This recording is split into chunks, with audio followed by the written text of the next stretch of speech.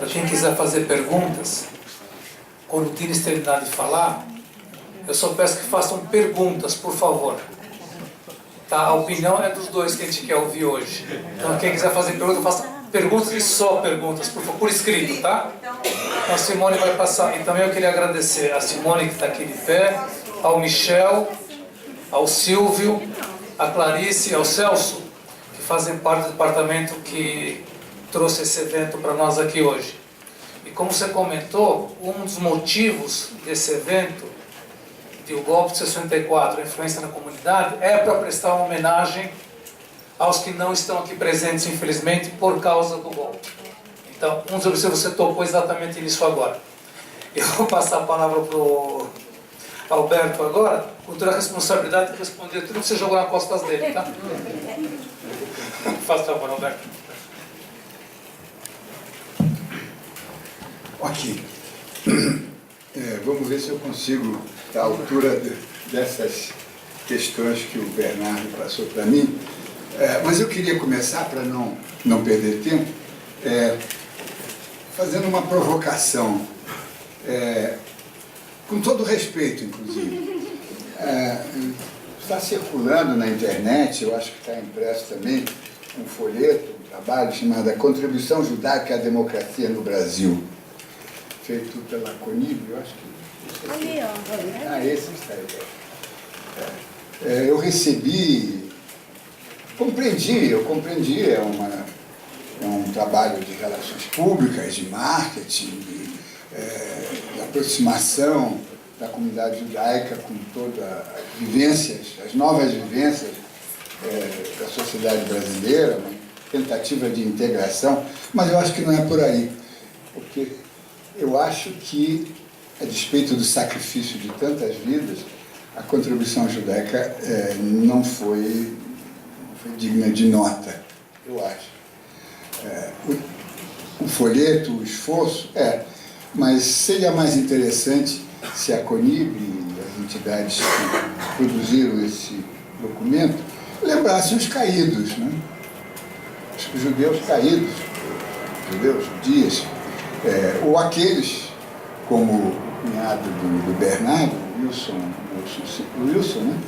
Silva, que está nessa lista, e aqueles que quase estiveram, como o Maurício Segal, como Alfredo Sirques, Carlos Mintz, só que em português fica Mink, mas foram presos, foram trocados por diplomatas sequestrados. Quer dizer, eu acho que seria mais interessante lembrar essas coisas efetivas, o sangue que correu, do que um fait divers que nem aconteceu. O Fernando Moraes contando que ele quase ia ser preso, mas não foi preso, porque uma família, um médico o salvou. Eu acho que isso é um fait divers que não é tão importante. Eu acho que a gente precisa lembrar, e eu acho que a CONIB devia contratar historiadores para pesquisar, tem muita história para ser contada, e pelo menos alguns lembretes eu vou me esforçar para lembrar. Mas antes queria fazer, e não apenas como leitor e diletante, eu queria fazer um preito, uma homenagem, uma coisa extremamente sincera para o Bernardo Kuczynski. O livro dele, eu não li o livro de contos, mas eu li 2 vezes o livro K, a primeira edição e a segunda.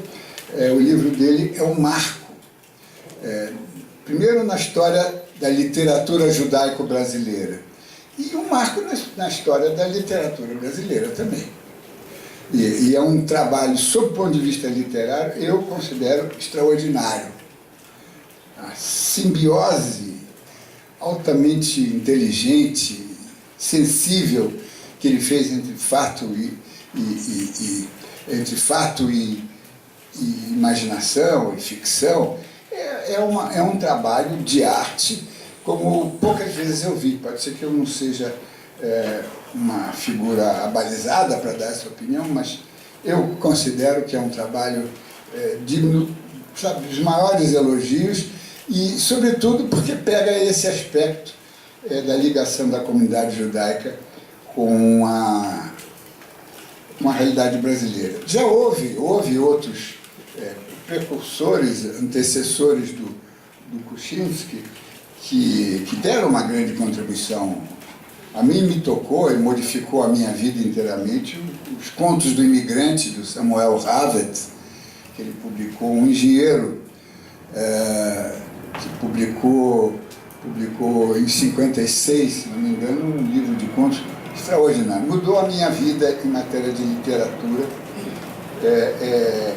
Depois nós tivemos, mais tarde, o Moacir Sclia, mas tivemos também o pai do Bernardo, Meir Kuczynski, que foi um escritor, escreveu em Yiddish.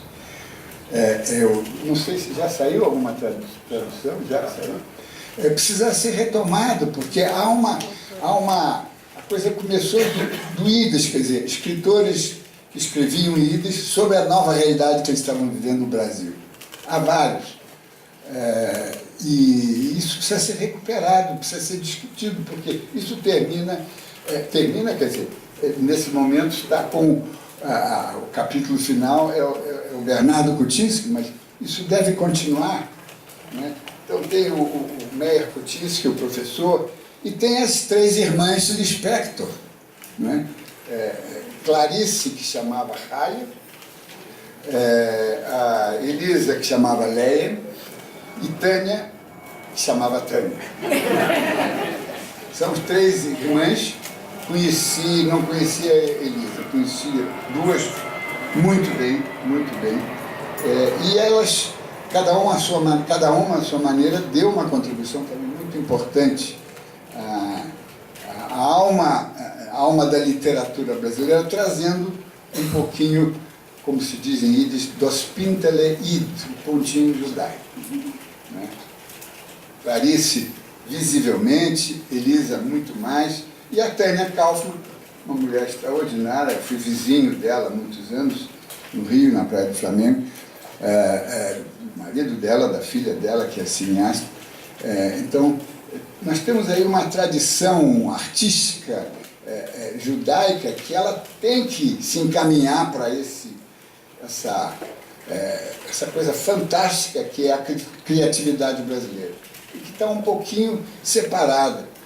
Vou fazer, sem tomar muito tempo, mas tomando tempo. Eu também me aventurei aí numa série de contos judaicos, e me lembro que trabalhava na Manchete com uma figura extraordinária chamada Raimundo Magalhães Júnior, talvez um dos melhores biógrafos do seu tempo, e ele falava: ô Diniz, por que você só escreve sobre assuntos judaicos? Eu falei: Raimundinho, porque ele era muito baixo. Raimundinho, você quer que eu escreva sobre o Ceará? E ele era do Ceará. Não conheço, eu vou escrever sobre aquilo que eu conheço. Agora, eu acho que é isso que está faltando um pouco. Nós pegarmos a nossa experiência judaica, a condição judaica transferida para o ambiente brasileiro, e fazer o que a literatura americana é riquíssima, com Philip Roth, com Bernard Malamud, com, sei lá, temos 20 grandes escritores judeus americanos, porque eles trouxeram a sua vivência e jogaram na vivência deles, como souveranos americanos. Isso está faltando, e acho, repito, que o Bernardo deu uma contribuição extraordinária. Não estou aqui fazer o elogio de corpo presente, mas é verdade, nós temos que reconhecer. O que eu queria mesmo fazer é lembrar o que foram os anos 30 e os anos 60, porque nós não podemos esquecer que os anos 30 foram anos terríveis para a comunidade judaica. Eu não os vivi aqui em São Paulo, mas os vivi no Rio, e a realidade era a mesma. Nós tínhamos nos anos 30 vários fantasmas, talvez até mais aguerridos contra os judeus, mas aguerridos contra a democracia também, contra as ideias humanistas. Tivemos o nazifascismo, que surgiu na Itália em 22, em 33 na Alemanha tomou o poder, e tivemos o integralismo, e tivemos o catolicismo de direita, absolutamente reacionário, que se juntou a isso e fez um trabalho terrível contra as comunidades judaicas aqui. E a comunidade judaica soube reagir muito bem enquanto comunidade judaica. É isso, esse exemplo que eu queria trazer. Então nós tivemos assim, o primeiro trabalho jornalístico do grande jornalista judeu brasileiro, Samuel Weiner, foi o Almanaque Israelita. Eu tenho um exemplar, consegui comprar, muito raro, não é? E tenho um prazer, porque o Samuel, nas suas memórias, menciona: quero agradecer Israel Diniz, pai do jornalista Alberto Diniz. Eu nunca, nem perguntei ao Samuel, nem meu pai me contou por que ele estava agradecendo. Mas a coisa é simples. O irmão mais velho do Samuel, Arthur Weiner, falava Yiddish maravilhosamente bem, cultíssimo. Era uma espécie de pai do Samuel, muito ligado à comunidade judaica. Estava a comunidade preocupadíssima com o terror antissemita e fascista. Não, precisamos reagir, vamos fazer uma publicação judaica. Juntaram um dinheirinho lá e deram para o Samuel fazer. Saiu uma edição só, o Almanaque. Mas é uma coisa muito judaica, muito de defesa. Mas não apenas essa. Depois Samuel engrenou com a Revista Brasileira, depois foi fazer diretrizes e depois pronto. E última hora, naturalmente. Mas nós temos outros. A comunidade de Curitiba, que é um laboratóriozinho pequeno, o Schumann, Boris Schumann, acho que é Bernardo Schumann. Em 1936, escreveu um livro contra, quer dizer, a favor do judaísmo, mostrando a importância do judaísmo para enfrentar a onda antissemita. Nós tínhamos Gustavo Barroso, publicava um livro por ano antissemita. As editoras publicavam os livros do Ford, o industrial, que era um antissemita histórico, né? Em suma, tinha uma onda antissemita aqui e a comunidade sabia, pelo menos tentava reagir. Então, nós temos aqui o Schumann, tem uma figura extraordinária que eu tive o prazer de conhecer, saiu até uma reedição agora linda, muito bem feita, com o prefácio do Faubel, Uri Sverling. O Henrique Veltman conheceu ele, um sujeito, um homem bonito, era o Herzl, um pouquinho mais novo, um intelectual, que vendia livros, mas ele vendia livros como um clientelse. Ele tinha um triciclo, ia para a porta da faculdade de Direito e ia vender livros de Direito. Depois ele ficou mais rico, comprou um caminhãozinho, um ônibus, e fez uma biblioteca ambulante para ir nas portas das faculdades vender livros. E ele era um homem muito preparado, muito mesmo. A filha dele, que é viva, é mais nova do que eu, ela foi minha companheira do Dror, inclusive ela veio para o relançamento do livro. E ele lançou um livro, A Contribuição Judaica, a história do... Alguma coisa assim, não fixei. Hoje mesmo estive folheando, mas não anotei. Tentando mostrar, não, os judeus têm muito a ver com a história do Brasil, nós não somos piratas, que era isso que o Gustavo Porção, que o Gustavo... o Porção também, ele vai aparecer daqui a pouco, Gustavo Barroso e todos os antissemitas históricos estavam fazendo, e ele lançou esse livro e agora foi resgatado. Né? Isso a gente não pode esquecer, a comunidade lutou. Lutou porque ela estava se sentindo ameaçada, ela via o que estava acontecendo aqui com o espelho do que estava acontecendo na Alemanha, na Áustria, na França, na Itália e assim por diante. Né? Isso não aconteceu nos anos 60 aqui. Por quê? Porque eu acho que faltou, digamos, vozes capazes de chamar a atenção e, sobretudo, isso que o Bernardo falou, que o contexto internacional. Né?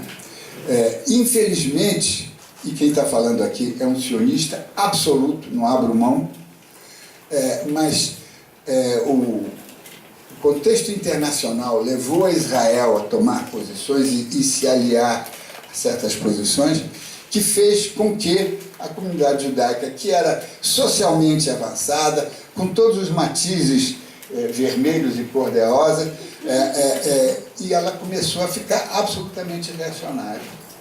E aí, quando veio um golpe anticomunista, como o de 64, a comunidade não entrou nessa. Não entrou, como entrou nos anos 30. Como entrou nos anos 30.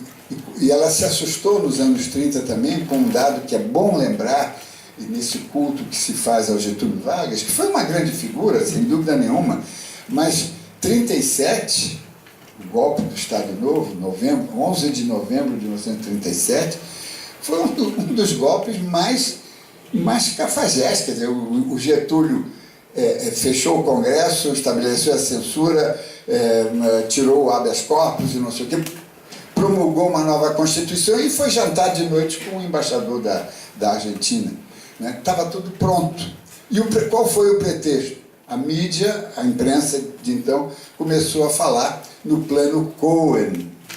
Plano Cohen, que foi uma invenção, por coincidência, do general que desceu de Juiz de Fora em 64, o general Mourão. Foi ele que trabalhava no Serviço Secreto do Exército ou qualquer outra coisa. Era integralista mesmo. E ele preparou esse plano, que era um plano falso, uma fraude, tentando mostrar que os judeus, quer dizer, o partido, havia uma preparação para o comunismo tomar conta do Brasil, que seria o segundo, depois de 35, e dar esse título de Cohen. Por quê? Por causa da Bela Kun, do Bela Kun, o líder socialista húngaro, que Kun é Khan, Cohen, então queria dar essa conotação. Tudo isso fez com que a comunidade sentisse, ela podia até não ser avançada intelectualmente, mas ela sentia que tem uma ameaça. Estava clara. Nos anos 60 também tinha uma ameaça. E nós não soubemos, porque não, está bem, os Estados Unidos estão a favor de Israel, e assim nós fomos empurrados por uma conjuntura internacional que nos fez fiéis a Israel, como deve ser, mas nos fez infiéis a certos aspectos humanistas, culturais, morais, e assim por diante. Também num episódio que nós tivemos aí, ligado à imprensa, que foi a briga dos Carlos Lacerda contra o Samuel Weiner, a comunidade judaica não ajudou o Samuel. Isso ele próprio me contou, e o Henrique, que trabalhou com ele, provavelmente também ouviu isso. Não ajudaram ele. E ele foi massacrado. E ele foi massacrado não porque ele recebeu dinheiro do Getúlio, porque o Horácio de Carvalho recebeu dinheiro para fazer o Diário Carioca e fez um prédio maravilhoso na Avenida Presidente Vargas, moderníssimo e tudo, e ninguém reclamou. Lacerda não fez campanha. Agora, o judeuzinho que recebe dinheiro do Getúlio Vargas e vai fazer um jornal popular, sacudido, bem feito, esse tem que ser combatido. Né? E a comunidade não deu apoio ao Samuel. Temos também, dentro desse, o Bernardo lembrou, da conjuntura internacional, nós temos que ver também o que aconteceu com o comunismo, né? De 56 para cá. As organizações de esquerda judaicas, elas ficaram horrorizadas com as revelações do Khrushchev, né? O caso dos médicos judeus, tudo isso começou a aflorar, isso foi uma debacle. E a sociedade, o Ishuv, o shtetl judaico, era sempre muito bem dividido, né? Uma escola judaica e uma escola sionista. Uma biblioteca elitista e uma biblioteca hebraica, né? No Rio de Janeiro, Shalom Aleichem, Bialik e assim por diante. Era muito dividido. E, de repente, dos anos 50, o chamado socialismo real começou a criar problemas e a comunidade, o grupo Reuter, né, os vermelhos, com seus diferentes matizes, começou a se afastar muito e a natural acomodação social, ascensão social e econômica fez com que, digamos, os grupos de esquerda judaica tivessem ficado em posição minoritária. Agora, tem algumas coisas na minha... Eu não queria contar muitas histórias relacionadas com a minha vida pessoal, porque eu pretendo escrever minhas memórias, se eu começar a contar não vai ter novidade. A gente faz propaganda. Tá bom. Mas tem aqui algumas coisas que eu acho muito interessantes. Em 68, né, na promulgação do AI-5, onde realmente ficou... Quer dizer, a ditadura já estava instalada 10 dias depois, ou menos, do golpe de 31 de março, 1º de abril. Mas a ditadura formal, o chumbo, né? O chumbo realmente em 68 ele ficou todo muito claro, né? E com anúncio, inclusive, também de medidas claramente totalitárias. E eu me lembro, eu era diretor de redação do Jornal do Brasil, na época, um jornal importante, e eu, que já estava muito incomodado com a obediência da empresa com os militares, e aí, Bernardo, não era uma obediência, era uma subserviência, não era, militares não tinham dinheiro para dar para os donos de jornais, mas era uma subserviência, eles perderam a espinha, né?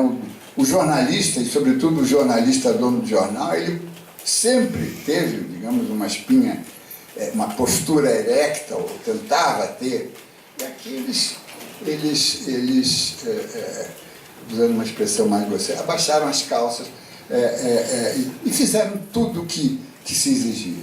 Pois bem, no dia 13 de dezembro de 64, quando eu vi o anúncio... 68, uma sexta-feira 13, eu ouvi o anúncio do AI-5, todos os detalhes lidos com um fascista lá, o ministro Gami Silva, que era o ministro da Justiça do Costa Silva.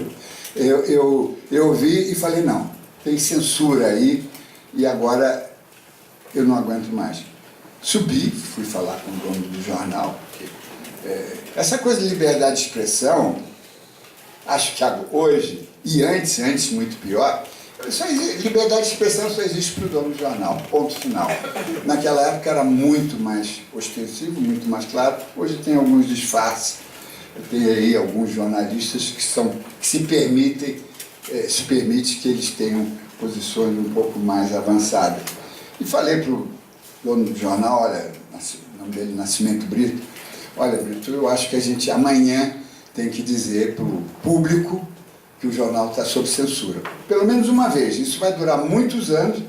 Olha, eu tinha 30 e poucos anos, mas num senso, uma intuição profética, isso vai durar muitos anos, e pelo menos uma vez a gente não pode fazer o jogo do censor. Temos que dizer, não, nós estamos censurados. A partir daí, se nós contarmos mentiras ou omitirmos verdades, nós pelo menos já tentamos dizer uma vez.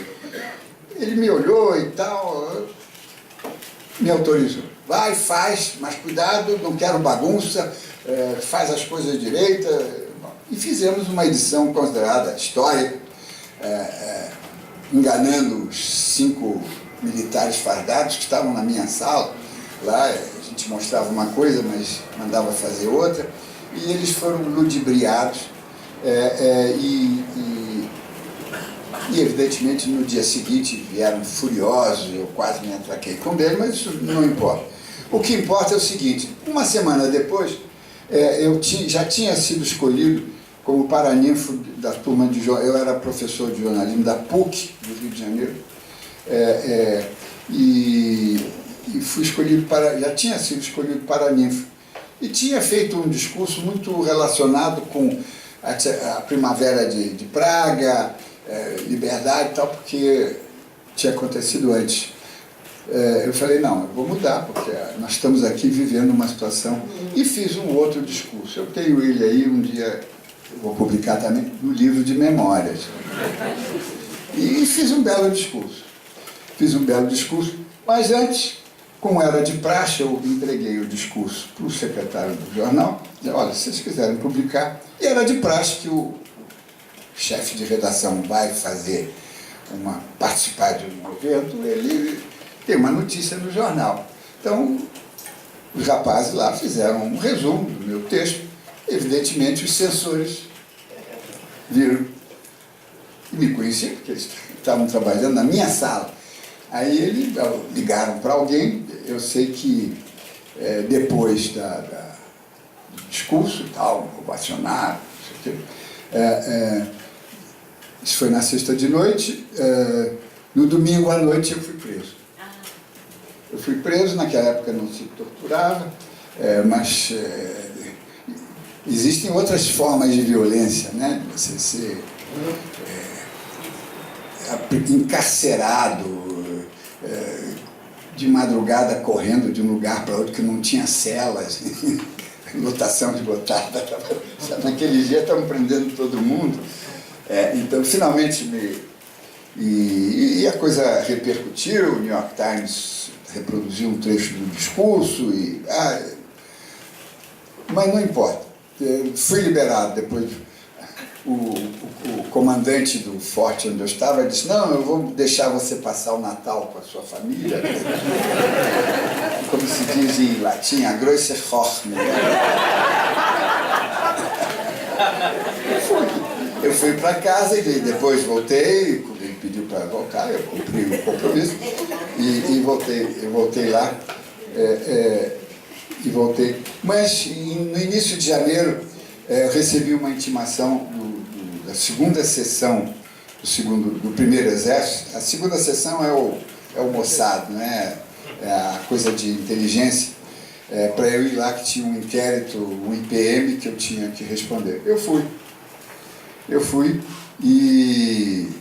e aí foi realmente uma coisa que é muito importante, porque tem a ver com o judaísmo. Começa assim, Sr. Alberto Diniz, quem me inquiriu foi um coronel, depois promovido a general, César Montanha, famoso, catolicíssimo, né? Mas respeitoso, dizia assim, mas como é que um judeu pode dirigir um grande jornal católico? E por aí vai. Por que você foi à Rússia e fez tantos elogios? Eu tinha ido à Rússia um ano antes, em 67, e fiz elogios, evidente. Você via as conquistas em matéria de educação, de cultura, de uma série de coisas extraordinárias, né? Arte. Mas por que você foi pago? Isso, umas coisas terríveis. Mas toda hora voltando à coisa judaica. Mas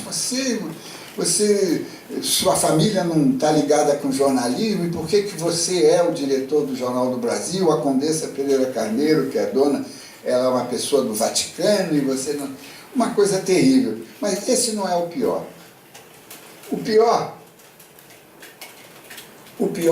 é que, naquele momento, o meu pai, Aida Chetata, sabe?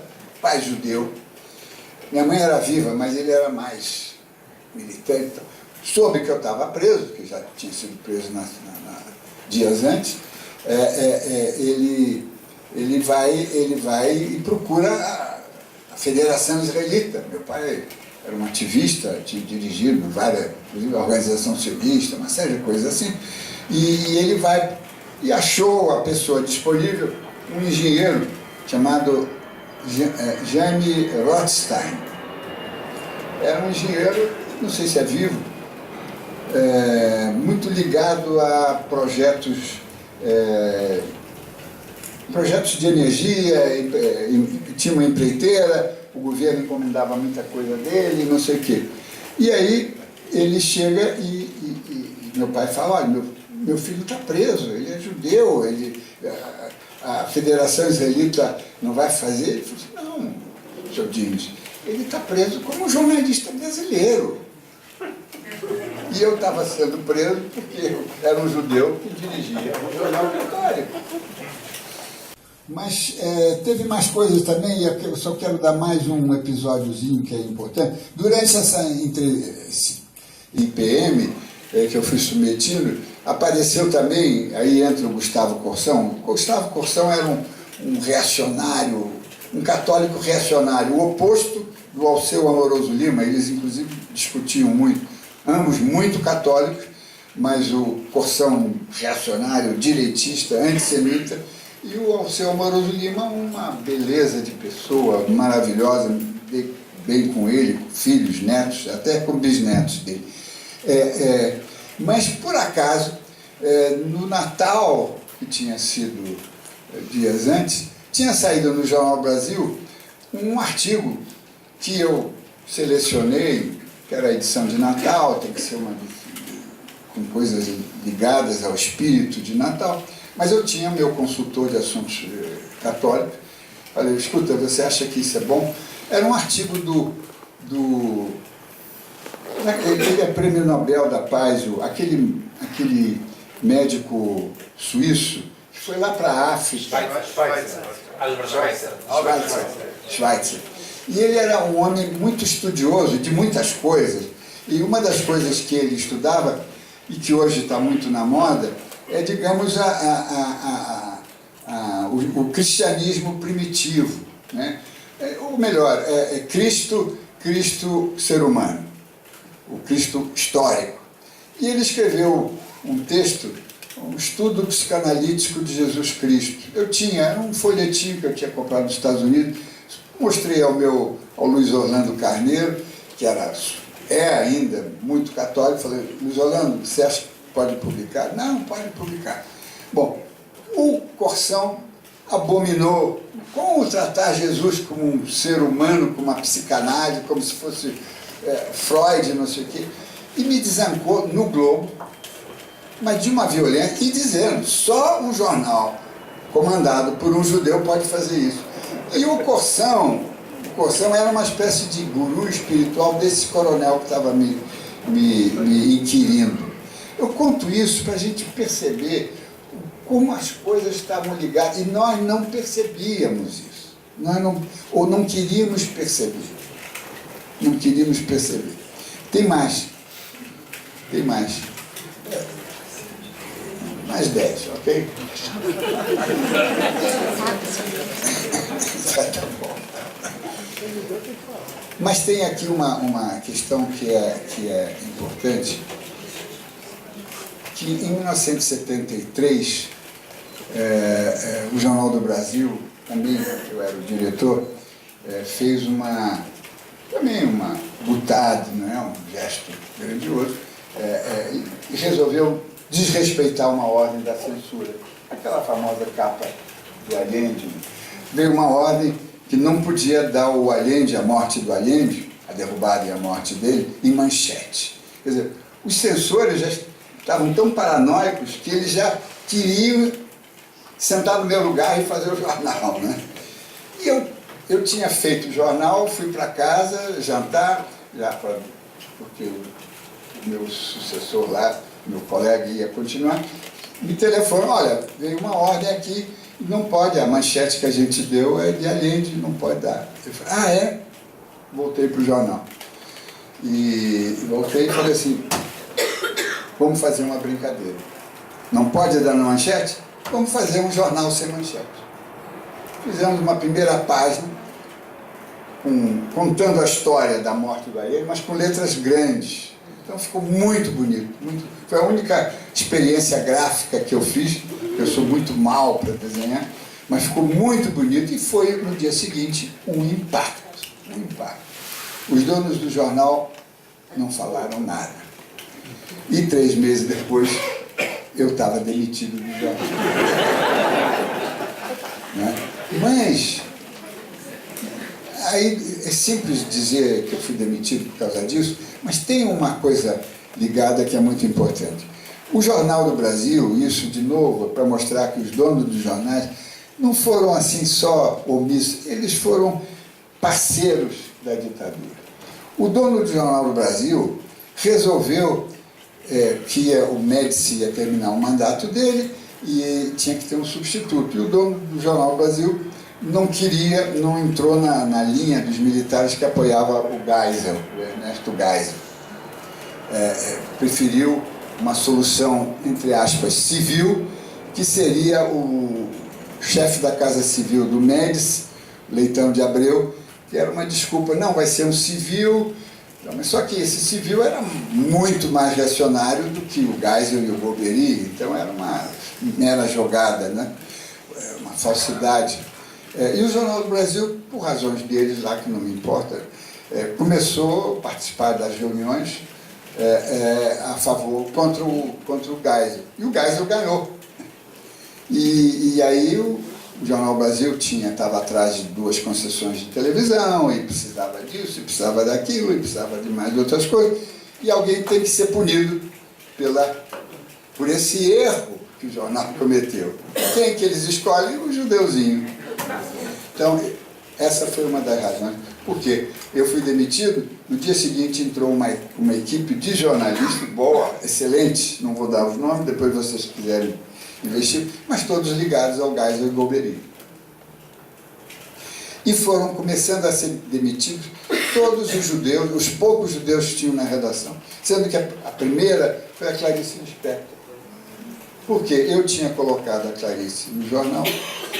No dia que eu fui demitido, ela foi na minha casa e começou a esbravejar contra esse ato.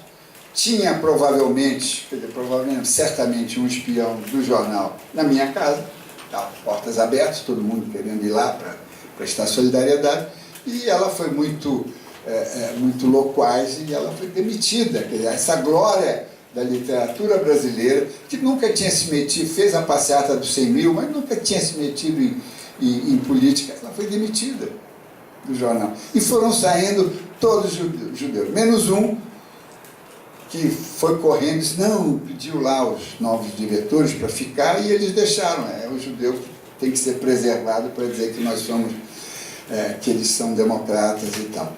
Mas isso está comprovado também. O Hélio Fernandes, que também não é flor que se cheira, ele noticiava todo dia a nova demissão do Jornal do Brasil, e iam saindo todas as pessoas. O Naum Sirotes, que acabou saindo também, saíram todos. Por quê?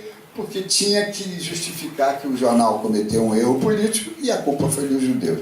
Eu conto isso para dizer o quanto nós temos que ficar, enquanto estamos, ou melhor, enquanto nós não somos iguais, ou somos menos iguais do que os outros, nós temos que ficar atentos a esses movimentos que usam política, usam os velhos preconceitos seculares milenares para nos colocar nessas armadilhas. Eu não queria terminar os 10 minutos que você me deu. Eu acho que a gente, numa noite como essa, eu não sou religioso nem nada, mas a gente tem que pelo menos lembrar os caídos. E a gente não fez isso hoje, né? Eu tomo a liberdade de lembrar as pessoas que eu anotei da lista oficial de mortos e desaparecidos. Nós temos aqui a Ana Rosa Kuczynski Silva, o marido dela, o Wilson Silva, o André e Maurício Grabois, pai e filho. O Maurício era um bom judeu, meu pai conhecia ele muito bem, foi deputado constituinte, falava aí de uma família da Bahia, todos eles eram médicos, menos o Maurício, todos falavam eles perfeitamente bem, todos de esquerda. O André, eu não tenho referência sobre ele. Tem o Shael Schreier, tem um que nunca vi falarem, mas está na lista oficial, Gelson Reicher. Deve ser judeu, com esse nome, mas não tem nenhuma referência. A Yara Yavelberg, a Pauline Philippe Reichstuhl, a irmã do Reichstuhl, que foi da Petrobras, o Vladimir Herzog, e esses dois que eu mencionei, o Alfredo Sirkis e o Carlos Mink. Sendo que o caso do Herzog foi um caso emblemático, que foi justamente porque um rabino liberal, não muito, um pouco playboy, como o rabino Sobel, mas ele foi iluminado por Deus quando ele ouviu, eu sei até o nome do funcionário da Hevra Kadisha, que disse para ele, olha, esse rapaz não se suicidou. Ele não se suicidou. E o Sober falou, não, ele vai ficar aqui, num lugar de honra. Então, um preceito judaico, sabe, criou uma coisa terrível, porque a ditadura começou, quer dizer, aos poucos, mas esse foi um dos casos em que a ditadura foi encurralada porque um rabino resolveu seguir os preceitos e seguir a verdade. Então, com isso eu encerro essa preleção. O título que eu tinha sugerido, que nós fizéssemos aqui, é O Chumbo no Shtetl. O Shtetl somos nós, o chumbo, né? O chumbo. A gente não pode esquecer que o chumbo está sempre por aí, sempre pegando os que são mais desprotegidos. Muito obrigado.